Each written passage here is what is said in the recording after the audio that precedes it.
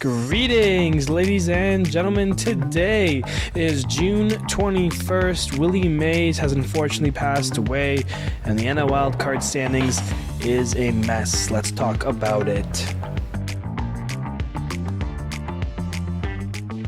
Hello, everybody. My name is Steven. This is the middle of the order. How are we doing today, Friday, the end of another week of baseball? Getting closer and closer to that All-Star game. A month left to go before that. So we're going to dive on in here today. A little bit different because we're going to be talking about Willie Mays here first. He unfortunately passed away on, I believe it was Tuesday or Wednesday, if I'm being honest, 3 days ago.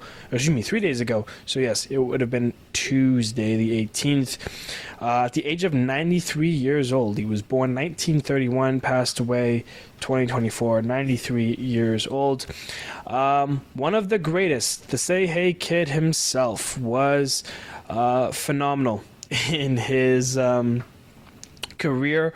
Played 23 years in the big leagues. If you want to look at a baseball reference page, this is a guy to do it. Hall of Famer, of course, a two-time MVP, a 24-time All-Star.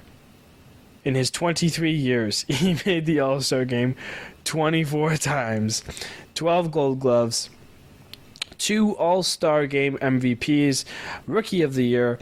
He won the 1954 World Series. He had a batting title as well. And he has just been one of the best players of all time out there in center field for the San Francisco Giants, or the New York Giants, when he first began his career. Won that Rookie of the Year in 1951 and won his MVP in 1954 after the year he served in the military and did not play in baseball. That was in 1953. Comes back the next year in his age 23 season and delivers an MVP, his first All-Star game. Plenty of Gold Gloves. He played center field fantastically. Always leading the league in something. There's always numbers here. Led the league in runs a couple years. Led the league in hits in 1960. Triples. He was a fast guy back in his earlier days with the New York Giants and San Francisco Giants. He had 250 home run seasons. He had 51 home runs in 1955, 52 home runs in 1965. He had, 5 seasons where he finished with an OPS above 1. And he only had 1 season where he struck out more than 100 times. He was absolutely phenomenal in his major league career. Obviously finished playing baseball in 1973 in his age 42 season. This was with the Mets. He played 2 seasons with the Mets in his last 2 years there before calling it a career. But it was one heck of a career, and he was one heck of a person. And the Say Hey Kid will forever live on in baseball history and the memories of those. It's been good seeing a lot of his videos and clips and moments of his surface over the internet the last couple of days. So, definitely check out his baseball reference because it is a glorious one, to say the least here. But moving away from that and the somberness that comes there, let's dive on into our series recap. Once again, short on time, so we are going to do it the same way we did it on Monday, the speedier version, just doing quick series jumps and little mentions of what actually happened in them, instead of going, dissecting each game little by little. So with that being said, let's head on in to our series recap. All right, leading things off, we have the Orioles and the Yankees. What a series this turned out to be, battling it out in the AL East right now.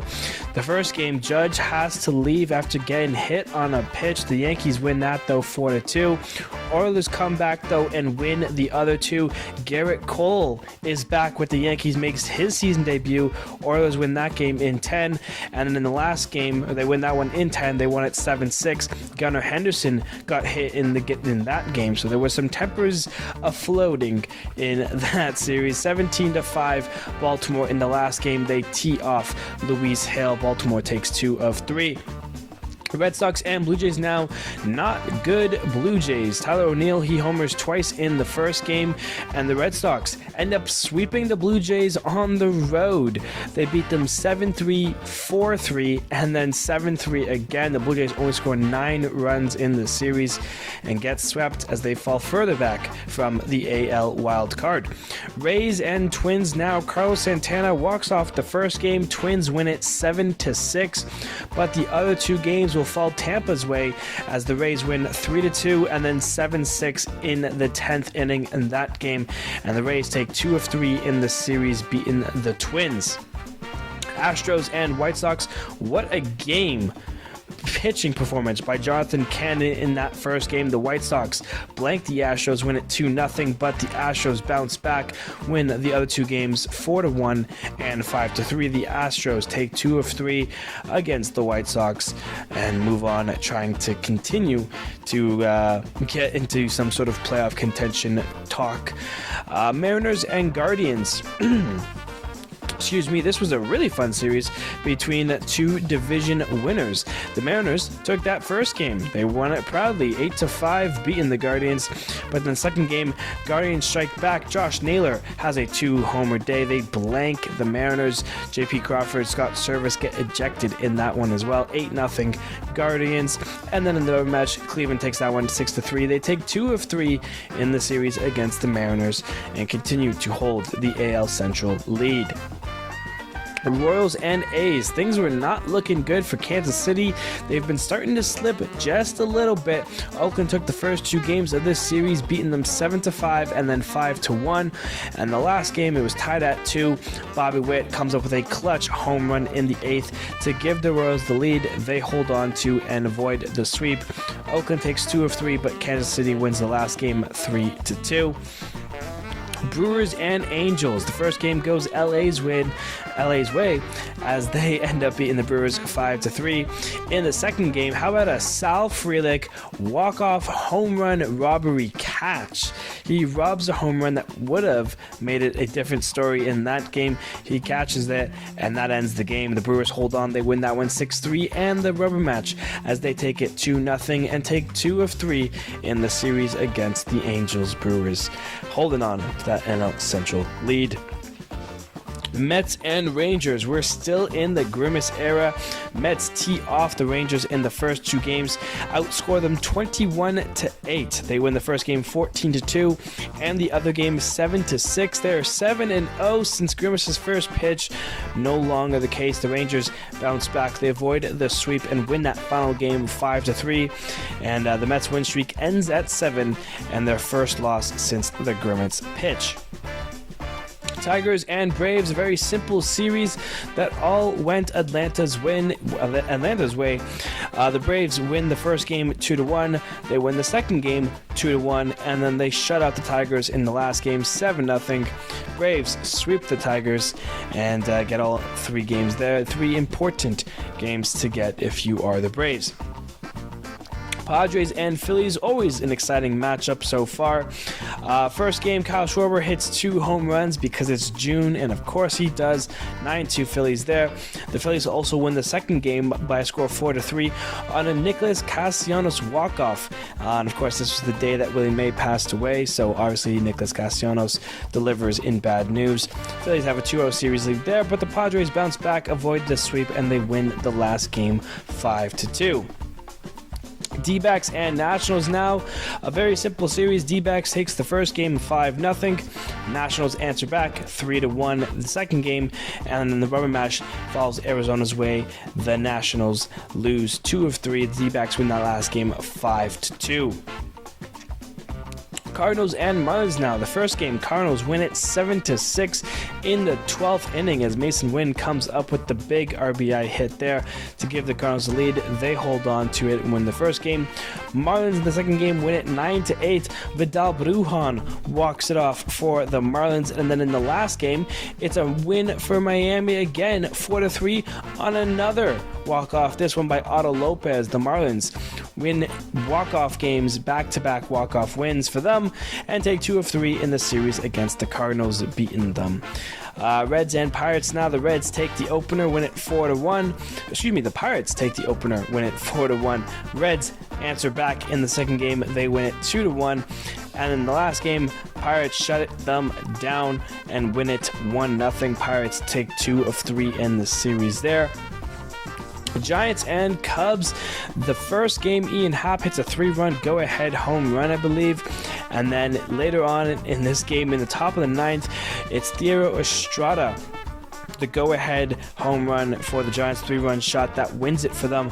They take the first game 7-6, but the Cubs answer back. They win the second game 5-2, and the third game 6-5. Cubs take 2 of 3 against the Giants. And lastly, now we have the Dodgers and the Rockies, a 4-game set that starts off in LA's favor. They win it 9-5. Second game was the crazy one. The Dodgers score 7 in the 9th to win it, but in a controversial way. We'll dig into that. They beat them 11-9. For the third game, the Rockies get a dub. Brenton Doyle, he walks it off for them. The Rockies beat the Dodgers 7-6. But in the last game, Dodgers hold on. They take 3 of 4 in the series and beat the Colorado Rockies in the last game 5-3. All right, now taking you to the game of the week. We're going and staying here, I guess, in Colorado. Dodgers and Rockies. Walker Buehler facing Austin Gomer, and Walker Buehler just didn't have it. Gave up 7 runs in 4 innings. It started off in the bottom of the first where the Rockies took a huge lead already. Ezequiel Tovar with an RBI double, then Ryan McMahon with a 2 RBI double before Nolan Jones sac fly. Blink before you know it, 4-0 Colorado after 1. Andy Pages homers for the Dodgers in the top of the second to make it 4-1, his 8th of the year. But the Rockies get that right back in the bottom of the second. Eleris Montero, his 4th of the year, a 2-run shot, now makes it 6-1 Colorado. Top 3, Shohei Hill ground out, that scores a run, makes it 6-2. But then Brenton Doyle is right there in the bottom of the 4th, his 6th of the year, makes it 7-2 Rockies. Top 6, Shohei demolishes a baseball 476 feet, his 20th home run of the year. A solo shot makes it 7-3 for the Dodgers. But there again, once again, is the Rockies. Brenton Doyle, an RBI single, makes it 8-3. We had top 7, Miguel Vargas doubles for the Dodgers. Now it's 8-4. But don't worry, Rockies, Jake Cave with the sac fly makes it 9-4. So every time the Dodgers are getting a run, Rockies are getting a run. They hold a 5-run lead heading to the top of the 9th. There is Jason Hayward, who hits a grand slam, his 4th of the year. The Rockies still hold the 1-run lead, but the Dodgers have made it close with 9-8 now. Freddie Freeman gets on, Shohei gets on, and it's Teoscar Hernandez up to the ditch. He's in a 2-strike count. The pitch, it's a check swing. They appeal at first. He says no to the check swing. Replay would say otherwise. On the very next pitch, Teoscar Hernandez crushes a 3-run home run, turns the 9-8 game to an 11-9 game for the Dodgers. A grand slam and a 3-run home run in the inning means 7 runs for the Dodgers as they come all the way back in this game. But if the swing was called a strike, it would have been over and the Rockies would have won. Jake Cave was not happy about this. Evan Phillips comes in, shuts the door on the Rockies. The Dodgers win this game 11-9. That was your game of the week. All right, now looking now into our baseball news, I want to start talking about it quickly with Royce Lewis of your Minnesota Twins. This is a guy who's been around because of his draft. He was drafted in 2017 in the first round, the first pick of that draft. People were wondering, he was a young kid, would he be worth it? How good would he be? As he progressed through the minors, it turned out to be very good. But now no longer the exact case because of his injury history. Royce Lewis has been injured plenty of times. He made his debut in 2022 in his age 23 season. He played 12 games, had 12 hits, and two home runs. He's been phenomenal. Last year, dealt with injuries again. He's always been dealing with injuries from his major league career. Even when he was still in AAA and AA, he was having issues staying healthy, almost like a different Twins player by the name of Byron Buxton. When, though, Royce Lewis has been healthy, he has been one of the best players in baseball. He's played 3 years, technically, 2022 to now. 2022 played 12 games, 2023 58, and then this year so far he's played 14. But these 14 games that he's played so far have been amazing. He's hit 19 hits. He has 8 home runs and 12 RBIs. He has a .380 batting average and a 1.339 OPS. He's been on fire. He has 8 home runs in 14 games. There are some players out there who have played 60-plus games and don't even have 8 home runs. He's been phenomenal for the Twins. When you add up his numbers in a 3-year span, he's only played 84 games. In said games, he has 98 hits. 25 of them are home runs, 69 RBIs for him, a .319 batting average, and a .983 OPS. He is extremely good when he is healthy, and as long as he stays healthy, I think the Twins have a shot right now of tracking down the Royals first and foremost, but then eventually maybe even the Guardians. The Royals have been slumping as of late. The Twins have been looking very good as of late, and that's because Royce Lewis has been back and healthy and playing well, and also Carlos Correa has been having some sneaky great numbers recently as well. So these Twins are a little bit in the radar right now if you are one of those AL Central teams. But Royce Lewis definitely is a guy that people need to talk about more and more. He's a one-of-one pick, but he's playing right now out of his mind. And hopefully he can continue that as long as he is, of course, staying healthy.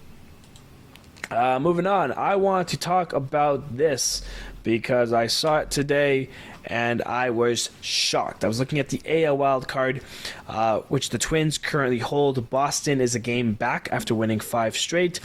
And then Tampa and Toronto are there 5 games back and 5.5 games back, followed by teams like the Astros and the Tigers and the Rangers.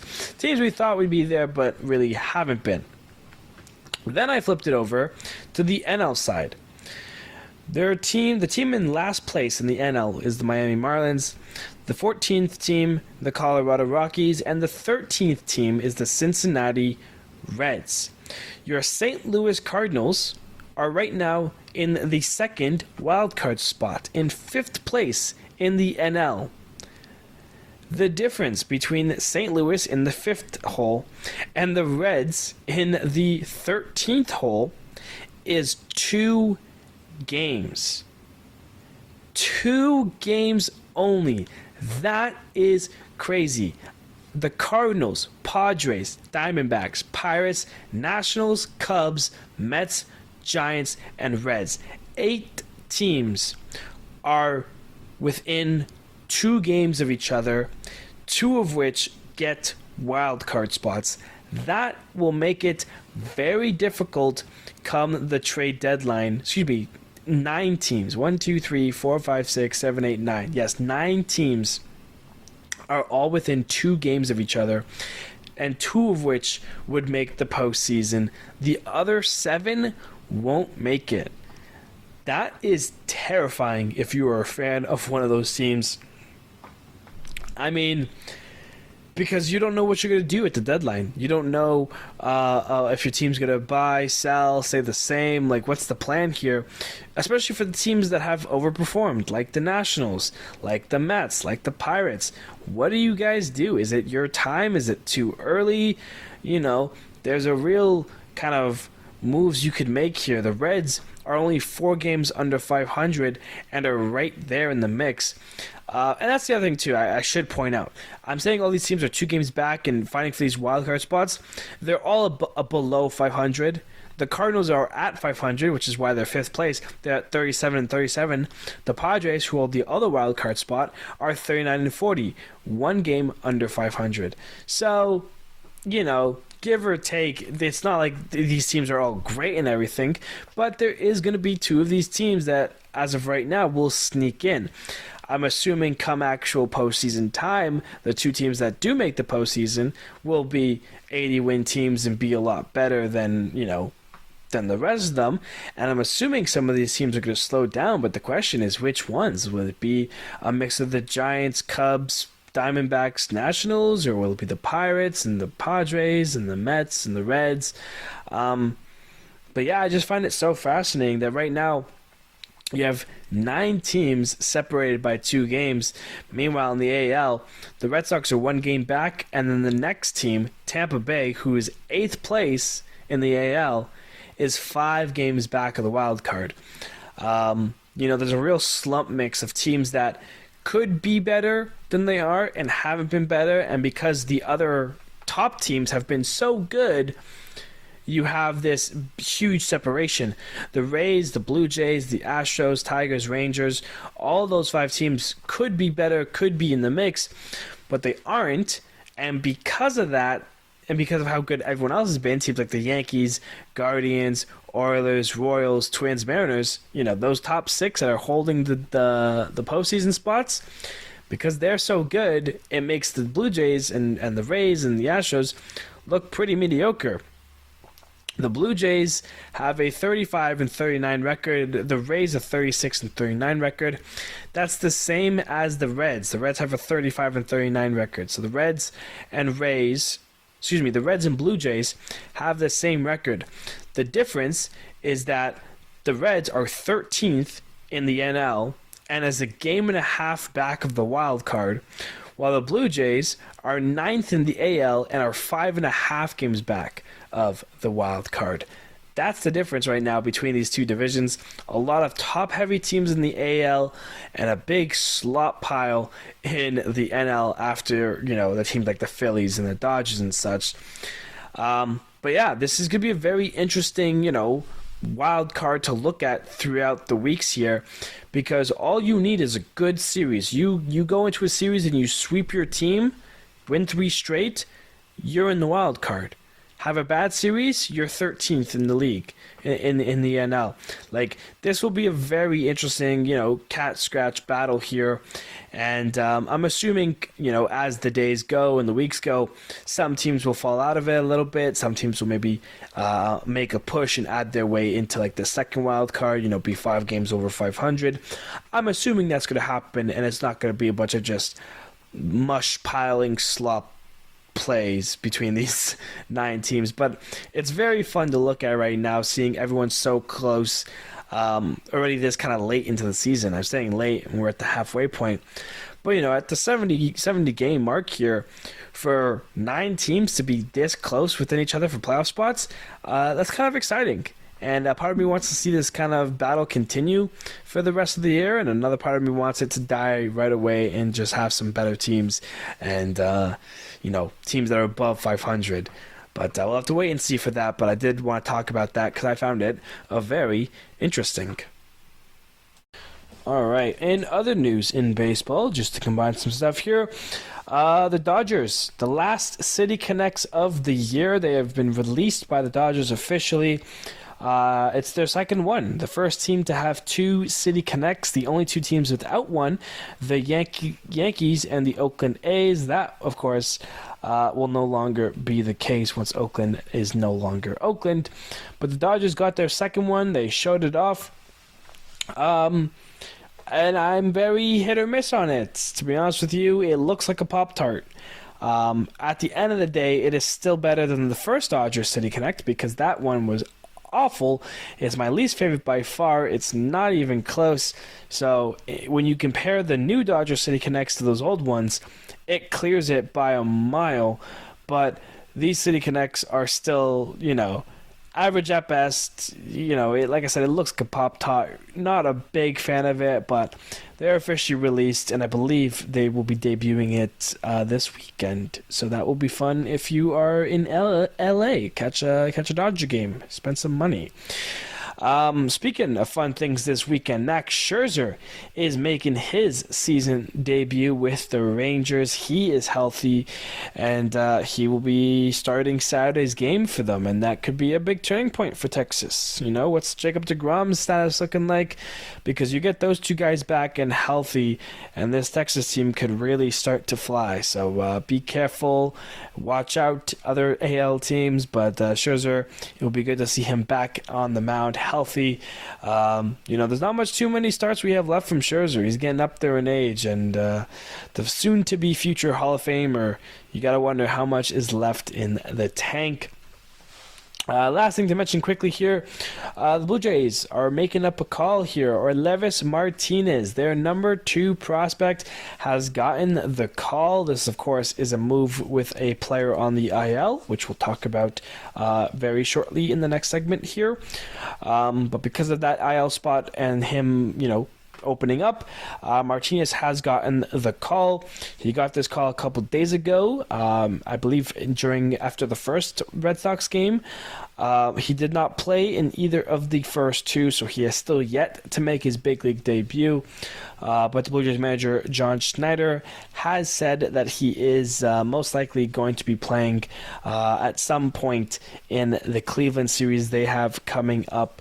So his debut should be happening either today or potentially tomorrow, which would be very good for those of you who will be in Cleveland. I will be one of them, actually. So that will be exciting for me to potentially see Orlevis Martinez in his first couple of games. So, that is the baseball news for the week. Alrighty, now let's take a look at the injury updates from the week here. Mookie Betts, we talked about that last time. It is now more official. Doctors say 6 to 8 weeks for Mookie, so we'll see you in August. Anthony Rizzo, he is heading on the IL for the Yankees. He'll miss about 4 to 6 weeks with a fracture in his arm, so unlucky there for the Yankees.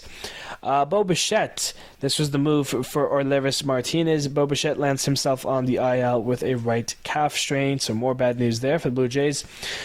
Justin Verlander, he heads back on the IL for the Astros with some neck discomfort. Walker Buehler gave up those 7 runs to the Rockies this week. He's now on the IL.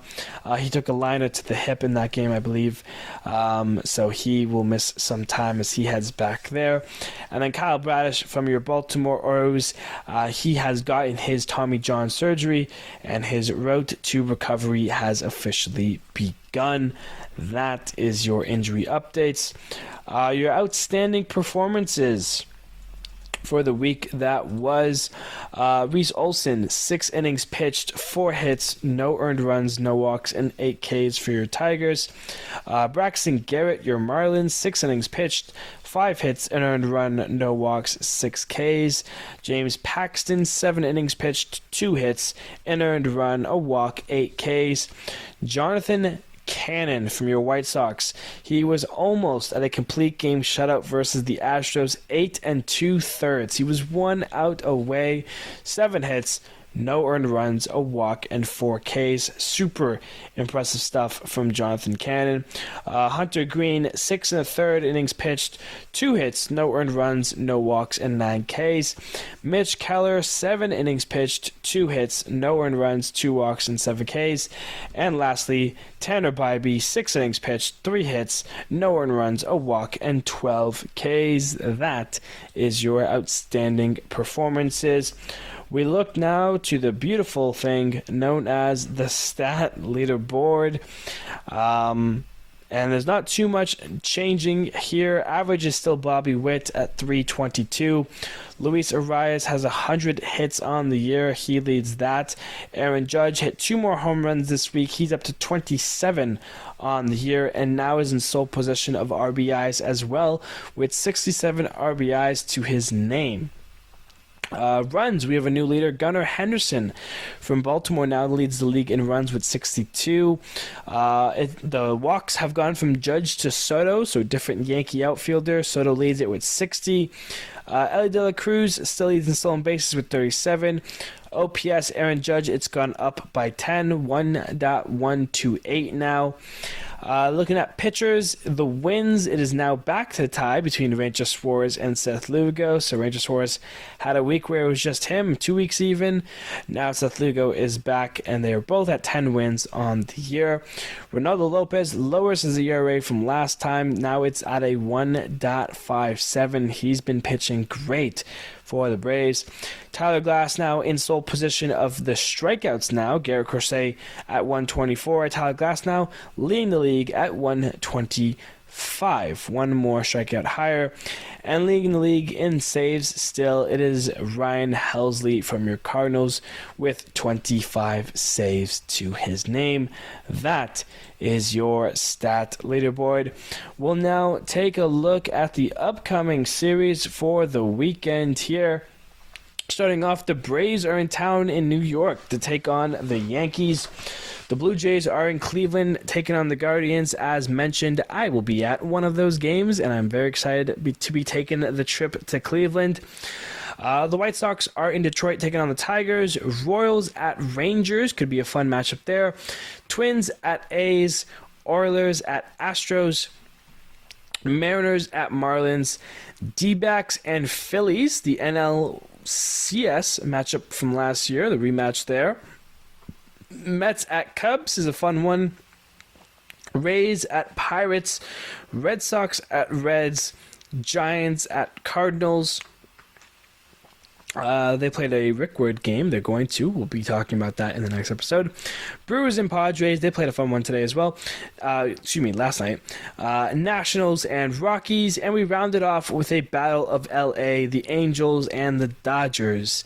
Not having to go too far there for either of those teams. And that is your upcoming series here. So we'll take one quick look at the playoff predictor here before calling it an episode. Looking at the AL, the Twins right now in the 6th seed, taking on the Mariners in the 3 seed, and then the Royals in the 5, and the Oilers in the 4. That's your wild card matchup. The Oilers beat the Royals, and the Twins beat the Mariners. So we have a matchup of ALDS of the Oilers and the Yankees. Twins and the Guardians. It's the Guardians and the Oilers that move on. They have an ALCS matchup here, O's and Guardians, and it's the O's that take it and head to the World Series. On the NL side, the D-backs are now in town here taking on the Brewers, and the Cardinals are also a new team. 2 teams making their debut in the playoff predictor, D-backs and Cardinals. Cardinals taking on the Braves here in the NL Wildcard matchup. The Cardinals debut ends there, but the D-backs, they continue. The D-backs beat the Brewers, Braves beat the Cardinals. So we have an NLDS of Braves and Phillies and D-backs and Dodgers, very similar to last year. The Phillies beat the Braves and the D-backs upset the Dodgers. So this is a very similar postseason to last year. The NLCS matchup between the D-backs and the Phillies. They are playing this weekend as well. It's the Phillies that changed the course of history. They beat the D-backs and head to the World Series. It is the Baltimore Oilers and the Philadelphia Phillies for your World Series matchup. And it is your Baltimore O's that beat the Phillies, and the Oilers are your 2024 World Series champions. Ladies and gentlemen, that is going to do it for today's episode. Thank you everybody so much for listening. I hope you've enjoyed the shortened series recap. Like I said, we've been getting short on time the last couple of days, but I've also kind of enjoyed it. I'll be heading to Cleveland this weekend, as mentioned already. So I should be back for Monday's episode, and everything should be as normal and as we go about it. So nothing to fret there. And yeah, that's all I have. So thank you, everybody, so much for listening, and I will see you on Monday.